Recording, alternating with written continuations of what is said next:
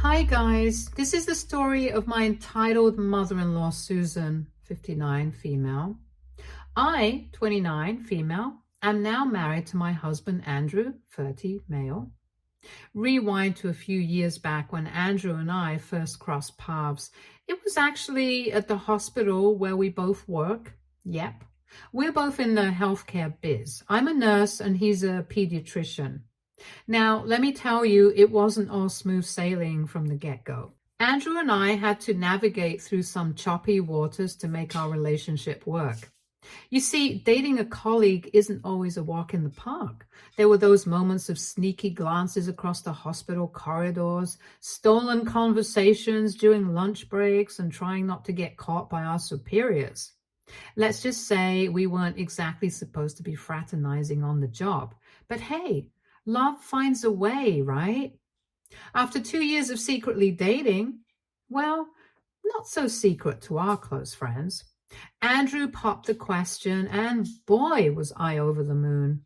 Picture this: a romantic dinner at our favorite restaurant, candlelight flickering, soft music in the background, the whole shebang.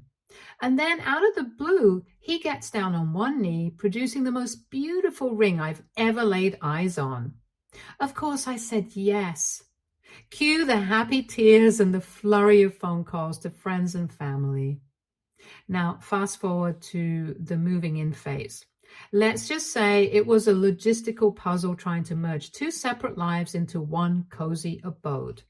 There were boxes upon boxes of stuff to sort through, debates over whose IKEA furniture was superior, and the inevitable discovery of each other's quirky habits, like Andrew's insistence on organizing his socks by color.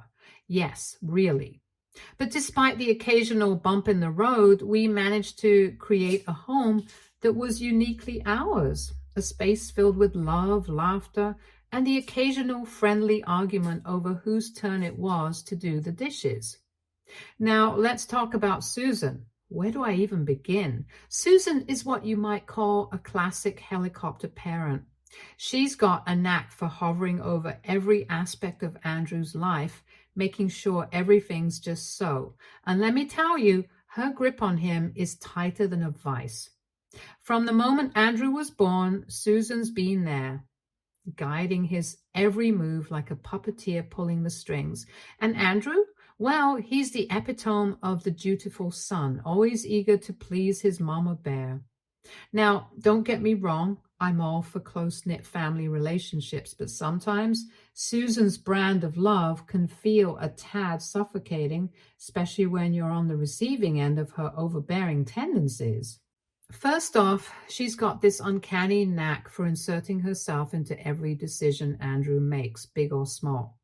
Whether it's what he wears, where he works, or even who he hangs out with, Susan's opinion is like gospel to him. And woe betide anyone who dares to challenge her authority. She's not one to back down without a fight. Then there's her habit of constantly second-guessing everything I do. It's like she's got this radar for detecting any deviation from her idea of perfection. Take, for example, our wedding planning escapades. You'd think it'd be a joyous occasion, right? Wrong. Susan was like a bulldozer. And God forbid we didn't drop everything to cater to her every whim. Cue the guilt trips and passive-aggressive comments about how we never have time for family anymore. But perhaps the most frustrating thing about Susan's overbearing nature is the way it undermines Andrew's independence. It's like she can't fathom the idea of her baby boy growing up and making his own decisions. And while I get that she's coming from a place of love, it's hard not to feel like I'm constantly competing for Andrew's attention and approval. Susan has a knack for being, well, less than charming. She's got this thing about me not being up to snuff for her precious son, Andrew. And boy, does she make it known. Take this one time when we had her over for dinner. I busted my butt in the kitchen, cooking up a storm, only for Susan to take one bite and declare the chicken dry as a dessert. Talk about a punch to the gut. Then there's her not so subtle digs about my career. Apparently, being a nurse just doesn't cut it in Susan's book. She's made more than a few snide remarks about how Andrew's job as a pediatrician somehow trumps mine. Real classy, right? And don't even get me started on her gift-giving skills or lack thereof. Instead of, asking me what I might like for my birthday, she decides to gift me a self-help book on how to impress your mother-in-law. Yeah, thanks, but no thanks, Susan. Susan's meddling ways extend far beyond just my relationship with Andrew. According to the grapevine, aka Andrew's relatives, Susan's been pulling this act with every girl he's ever brought home. And get this, apparently one of his exes even called it quits because of Susan's overbearing presence. But you know what? None of that really fazed me at all that much. Sure, it's not exactly comforting to hear that your potential future mother-in-law has a track record of driving away significant others like it's her day job. But between our crazy schedules, we hardly had time to even think about Susan, let alone let her antics get to her. But this all changed when I got engaged. Suddenly, I found myself dealing with her more than I ever anticipated. And let me tell you, it wasn't exactly a walk in the park. From the get-go, Susan made it abundantly clear that she wanted a front row seat to all things wedding related. And I mean all things. We're talking dress fittings, venue scouting, menu tastings, you name it, she wanted it. At first, I tried to be diplomatic, politely including her in the decision-making process and nodding along as she offered up her unsolicited opinions. But as the weeks went by, it became increasingly evident that Susan had no intention of taking a back seat. Take, for example, the dress dilemma. I had this vision of finding the perfect gown, one that made me feel like $1,000,000 and screamed, Emily. But Susan had other ideas, from insisting on accompanying me to every bridal boutique in town to vetoing dress after dress because they didn't meet her lofty standards. She made it clear that my dream dress was secondary to her own vision of bridal perfection. And then there was the venue saga. Andrew and I had our hearts set on this quaint little barn nestled in the countryside, a place that felt like us. But Susan had her sights on something a bit more upscale. Cue the endless debates, the passive-aggressive remarks about how rustic wasn't exactly her idea of a dream wedding, and the inevitable compromise that left me feeling like I'd settled for second best. But perhaps the piece de resistance of Susan's wedding planning takeover was her insistence on micromanaging every last detail. I'm talking flower arrangements, seating charts, and even the color scheme. Nothing was off limits. It got to the point where I found myself questioning whether this was even my wedding anymore or just a production starring Susan, directed by Susan, and produced by Susan. And let's not even get started on the dreaded honeymoon discussion. I kid you not. I wouldn't put it past Susan to try and tag along on our romantic getaway. After all, she'd already made herself a permanent fixture in every other aspect of our wedding planning. Why stop now? The big day had finally arrived, the day I'd been dreaming of since Andrew popped the question. Despite all the chaos leading up to it, I was buzzing with excitement to finally tie the knot with the love of my life. Nothing could dampen my spirits, not even Susan and her meddling ways, or so I thought. But just when I thought we were in the clear, Susan swooped in with a bombshell that had me reeling. Picture this. I'm all dolled up in my bridal attire, nerves and anticipation running high when Susan bursts into my room in a frenzy. And what does she have to say, you ask? Oh, just that her diamond necklace, yes, you heard that right, a diamond necklace, had mysteriously gone missing. Now, you can imagine the collective gasps that echo through the room as we tried to wrap our heads around this sudden turn of events. Susan, her eyes wide with panic, insisted that someone had stolen it from her room. Cue the frantic search party with Susan leading the charge like a woman possessed. But amidst the chaos, I couldn't shake the nagging feeling that something wasn't adding up. So in a moment of pure desperation, I tentatively suggested to Susan that maybe, just maybe, she'd misplaced the necklace.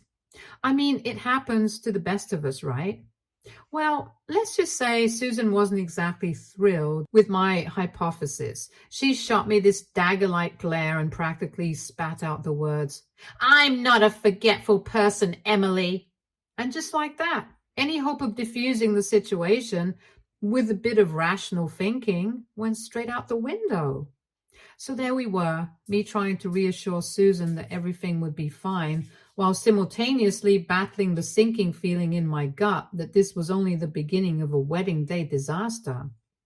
As my bridesmaids rallied around Susan, determined to track down the elusive necklace, I couldn't help but wonder if this was Susan's way of stealing the spotlight one last time before I walked down the aisle. Just minutes before I was set to walk down the aisle, a few policemen strolled into the venue looking all serious and dropped the bombshell that they'd received a call about a stolen diamond necklace.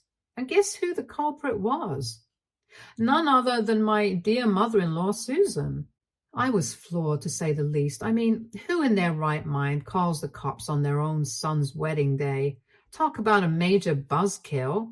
But there we were, thrust into the midst of a full-blown police investigation, all because Susan couldn't find her precious necklace. So I did what any bride-to-be in my shoes would do. I tried to defuse the situation as best I could. I calmly explained to the officers that we were in the midst of searching for the necklace and that we couldn't confirm whether it was actually stolen or just misplaced. But of course, Susan wasn't about to let a little thing like reason get in the way of her melodrama. Meanwhile, my family, bless their hearts, swooped in to save the day. They chimed in, echoing my sentiments and reassuring the officers that it was all just a big misunderstanding. After all, what's a wedding without a little bit of chaos? Am I right? But despite their best efforts to smooth things over, the tension in the air was palpable. Guests were whispering and shooting suspicious glances in Susan's direction, and I couldn't help but feel like the weight of the world was bearing down on my shoulders. I mean, who needs pre-wedding jitters when you've got a full-blown police interrogation to contend with? As the minutes ticked by and the search for the missing diamond necklace continued, the tension in the air became almost palpable. Family members scoured every nook and cranny of the venue, their frantic whispers and hurried footsteps echoing off the walls. Meanwhile, my wedding ceremony, which was supposed to start on time, was now delayed by a whole hour. I couldn't help but feel a surge of frustration welling up inside me. Here we were, on what was supposed to be the happiest day of my life, and instead of walking down the aisle to marry the love of my life, I was stuck playing detective in a real-life whodunit. I mean, who steals a necklace on someone's wedding day, for crying out loud? Just as I was on the verge of throwing in the towel and conceding defeat, a ray of hope appeared in the form of my 8-year-old nephew. With a triumphant grin plastered on his face, he bounded over to me and announced that he'd found the missing necklace. My heart skipped a beat as I eagerly asked him where he'd found it. And then he dropped the bombshell. He'd seen my mother-in-law, Susan, slip the necklace into her purse. My mind reeled with disbelief. Could it be true? Had Susan really stooped so low as to steal her own necklace on my wedding day? Before I could wrap my head around the gravity of the situation, my brother and mother entered the room, followed closely by Susan herself. With a sinking feeling in the pit of my stomach, I mustered up the courage to confront her. "Did you find the necklace?" I asked, my voice trembling with a mixture of anger and disbelief. To my shock, Susan shook her head, her expression a mask of innocence. "No," she replied, her tone betraying none of the guilt I expected to hear. My mind raced as I tried to make sense of the conflicting accounts. Was my nephew mistaken? Had he perhaps seen someone else slip the necklace into their purse? But As I cast a wary glance at Susan, my suspicions only grew stronger. After all, she was the one who'd been making a fuss about the missing necklace from the very beginning, and now, with her denial ringing in my ears, I couldn't shake the feeling that something wasn't quite right. The tension in the room was so thick, you could practically cut it with a knife. All eyes were on Andrew as he strode purposefully over to his mom, determination etched into every line of his face. And then, in a move that shocked us all, he reached out and snatched the purse from her grasp. With a swift motion, Andrew extracted the missing diamond necklace and held it up for all to see. "Don't worry, folks," he announced, his voice ringing out clear and firm. "We found the necklace." But Andrew wasn't done yet. Oh no, far from it. With the necklace dangling from his fingers like a damning piece of evidence, he turned his gaze squarely on his mom and let her have it with both barrels. He accused her of trying to steal the spotlight and ruin the wedding. His words cut through the air like a knife. Susan, for her part, looked like a deer caught in headlights. She stammered and protested, insisting that she had no idea how the necklace had ended up in her purse and pleading her innocence. But Andrew wasn't buying it, and neither were the rest of us. In a bold move that left us all speechless, Andrew declared that he was done with her shenanigans for the day. And just like that, he called in the cavalry, aka security, and asked them to escort Susan out of the venue. I'll never forget the look on Susan's face as the security guards led her away. It was a mix of shock, disbelief, and maybe even a hint of shame. For the first time since I'd known her, she seemed small and vulnerable, stripped of the bravado that had always been her trademark. As Andrew and I exchanged vows and finally became husband and wife, I couldn't help but feel a sense of bittersweet relief wash over me. The weight of Susan's presence had lifted, replaced by the overwhelming joy of starting our new life together. Sure, the ceremony was over an hour later than planned, and we were all exhausted from the drama that had unfolded. But as we exchanged rings and sealed our love with a kiss, none of that seemed to matter anymore. Because at that moment, all that mattered was us, Andrew and me, together at last, ready to face whatever life threw our way. As if the wedding day drama wasn't enough, things took an unexpected turn during the reception. Just when we thought the chaos had finally subsided, my mother-in-law, Susan, decided to up the ante in the most bizarre way possible. The reception was in full swing. Guests were laughing and dancing, and everything seemed to be going smoothly. That is, until we heard a commotion coming from outside the venue.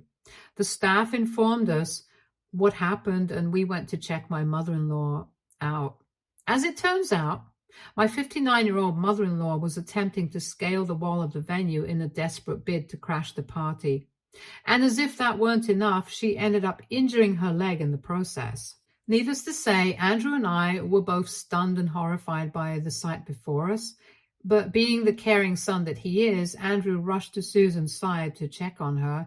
She was screaming in pain, clutching her injured leg as tears streamed down her face. Before we knew it, the staff were informing us about what had happened and calling an ambulance. Now, here's where things get tricky. When the paramedics arrived, they assessed Susan's injury and determined that it was just a minor sprain, nothing that warranted a trip to the hospital. But Susan, ever the drama queen, insisted that it was more serious than that. She was adamant that she was in excruciating pain and needed immediate medical attention. And while Andrew and I were torn between wanting to help and feeling like we'd already dealt with enough drama for one day, we ultimately decided to err on the side of caution. So Andrew asked his friend to step in and take Susan to the hospital, much to her dismay. She protested and yelled, demanding to know why Andrew himself wasn't coming with her.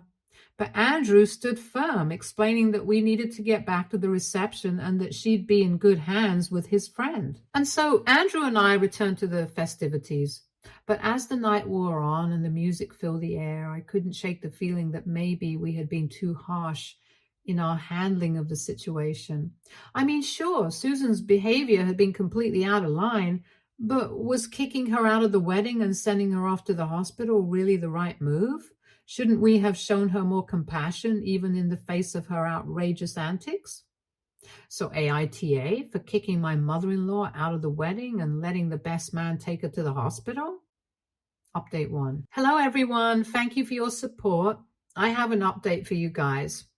After the whole wedding fiasco, Andrew and Susan ended up having a major showdown.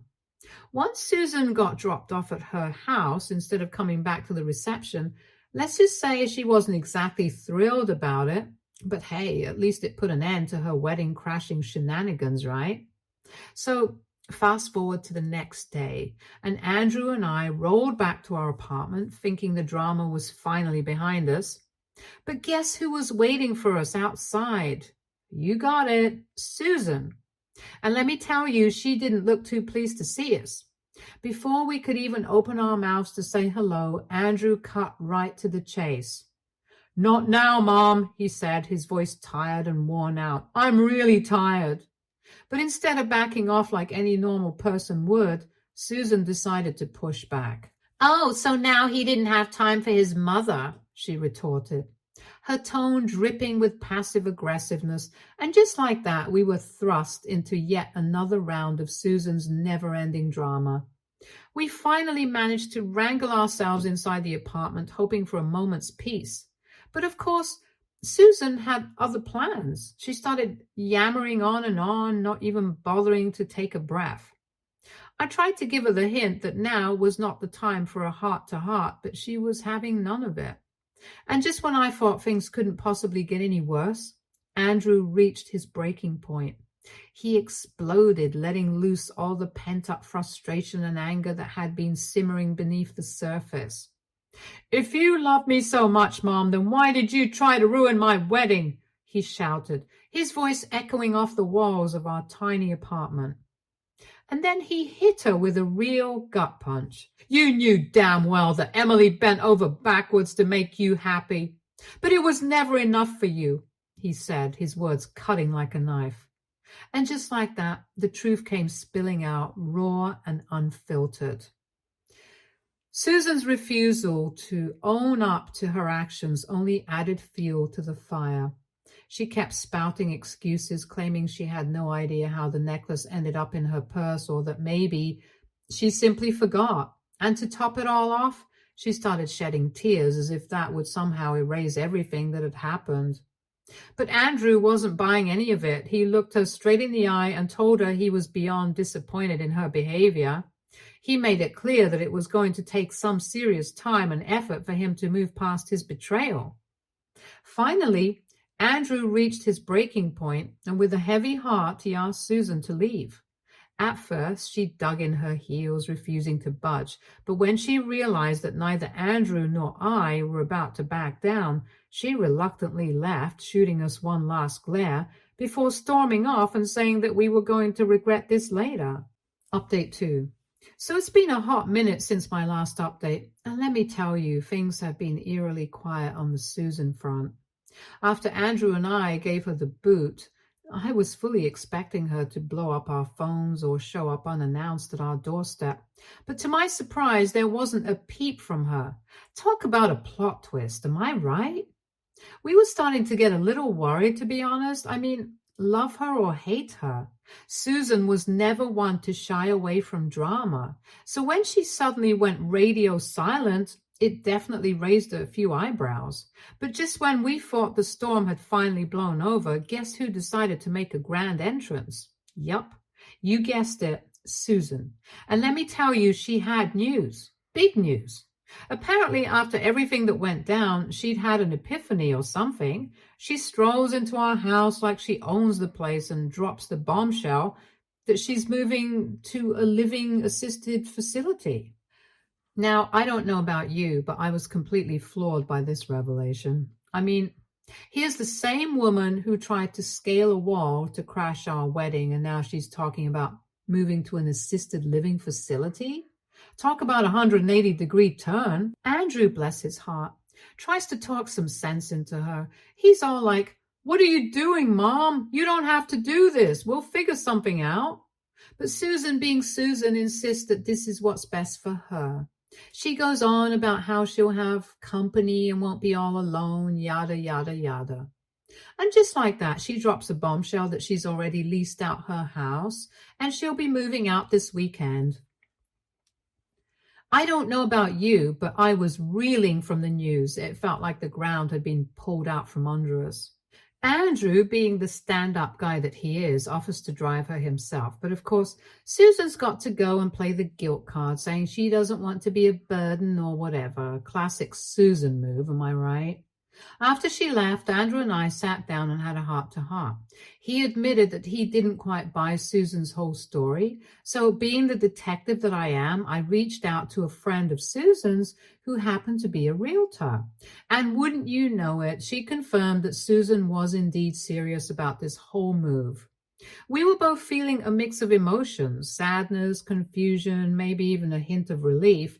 I mean, don't get me wrong, it's not like we wanted Susan out of our lives completely, but after everything that had happened, maybe a little distance wouldn't be such a bad thing. But still, it's hard not to feel a pang of guilt knowing that things had come to this. After all, she's family, and seeing her go through something like this was tough to swallow. But at the end of the day, we knew we had to respect her decision, no matter how hard it was to accept. Update 3. Andrew and I had psyched ourselves up for what we thought was going to be a smooth transition to the assisted living facility for Susan. I mean, we were ready to make the best of a less than ideal situation and maybe even squeeze in a little quality family time along the way. But let me tell you, things did not go according to plan, not even close. As we piled into the car, Andrew and I were trying to keep the mood light and breezy. We cracked jokes, sang along to the radio, anything to distract ourselves from the awkwardness of the situation. But Susan, bless her heart, was as quiet as a mouse. When we finally pulled up to the facility, I could feel the tension in the air thickening by the second. We exchanged nervous glances as we stepped through the doors, bracing ourselves for whatever lay ahead. But nothing, not even our wildest imaginations, could have prepared us for what happened next. You see, when we approached the reception desk to check Susan in, we were met with blank stares and confused expressions. It turns out there was no booking in Susan's name. Zip, zilch, nada. Susan, of course, was adamant that she'd made the booking herself and that the guy on the phone had confirmed everything. But as it turned out, there had been a major miscommunication. The guy had only confirmed a visit, not a booking. Andrew, bless his soul, tried to keep his cool as he grilled Susan about how she could possibly have made such a colossal blunder. But Susan, being Susan, started to unravel right before our eyes. Tears welled up in her eyes as she admitted that she didn't know what to do next. She'd already gone and rented out her apartment thinking everything was all set, and now here she was, faced with the harsh reality that things weren't going according to plan. I glanced at Andrew and I could see the gears turning in his head. Without a word, I knew exactly what he was thinking, and when he turned to me and gave me that look, I nodded in silent agreement. And then, in a move that caught us all off guard, Andrew extended an olive branch to Susan. He told her that she could stay with us until we figured out a solution. So yes, we brought her back home, and I don't know how long she's going to stay with us. I just hope that there is less drama than what I am expecting at the moment. Update 4. Hi guys, this is my last update, so buckle down. Living with Susan was, well, let's just say it was everything you'd expect and then some. Andrew and I were just starting out as newlyweds, and the whole thing we needed was Susan cramping our style. I mean, we had a honeymoon to look forward to in just 2 short weeks. And the last thing I wanted was to come back to find her still camped out in our living room. So I hatched a plan. I have this friend who's always traveling for work, and wouldn't you know it, her company was sending her off to another state for a couple of months. And get this, her apartment was going to be sitting empty the whole time. Talk about perfect timing, am I right? So I reached out to her and laid out the situation. And you know what? She was totally on board with helping out. I mean, who wouldn't want to lend a hand to a friend in need, right? I pitched the idea to Andrew and he was all for it. I mean, it made perfect sense. And by the time my friend would be back from her trip, Susan's lease would be up and we'd be free from her clutches once and for all. Now, getting Susan to agree to the plan was a whole other ball game. At first, she was hesitant, saying she didn't want to impose or intrude on a stranger's space. But I reassured her that the apartment was nearby and that she could come and visit us whenever she wanted. After a bit of back and forth, she finally caved and agreed to give it a shot. And just like that, we packed up all of Susan's stuff and moved her into my friend's place. It was a bit of a hassle, sure, but it was nothing compared to the relief we felt knowing that the end was finally in sight. So for now, at least, the Susan saga has come to a close, and let me tell you, it feels like a weight has been lifted off our shoulders. Sure, there's still plenty of uncertainty lurking on the horizon, but for now, we're content to bask in the peace and quiet of our Susan-free existence. Stay tuned for more stories from Argo Relationships.